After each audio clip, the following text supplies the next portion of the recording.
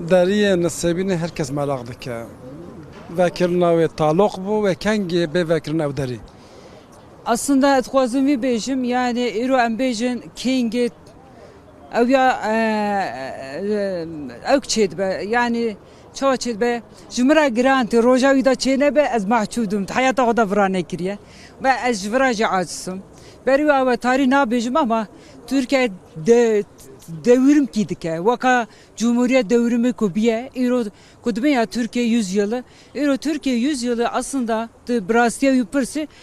ev terörsüz bölge ve terörsüz Türkiye kutê gotin ki ev jî ez ana jî bêjim fikra xwe ez terörsüz Türkiye kabul nakim edvim ki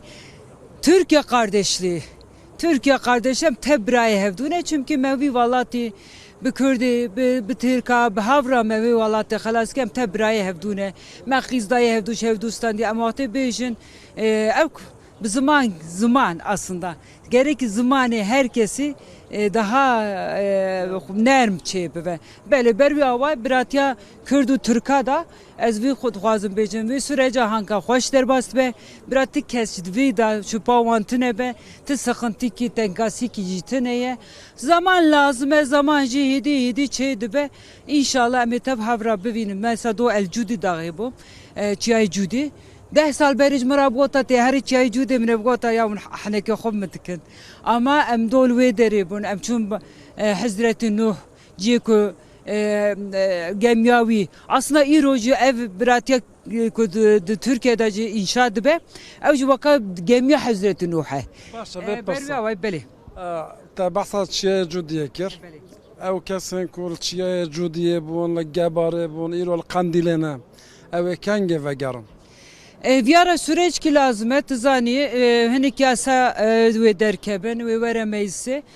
tabi hatta ev yasa ne meclisi em navejin yani gavantkajı gotari enkarım bejim çünkü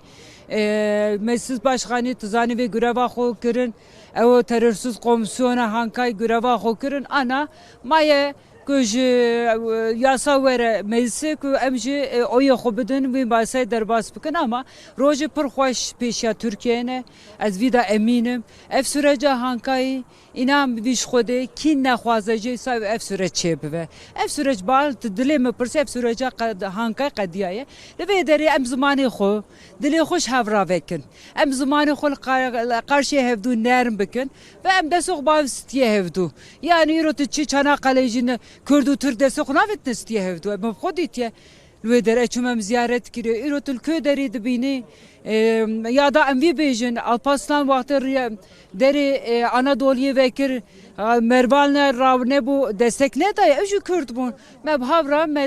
xoyna xudaya evdu meseri xudaya serevdu beri avaz der ki em he bawer bikin ki ez bawerim ji ev sürecan ka ve her seri ve me zamanı xudi qat kur ve em dili xoş havra vekir Pırsa davi evin çiye ve bikarbin ben siyasete bikin pişti ev kanun derkevin.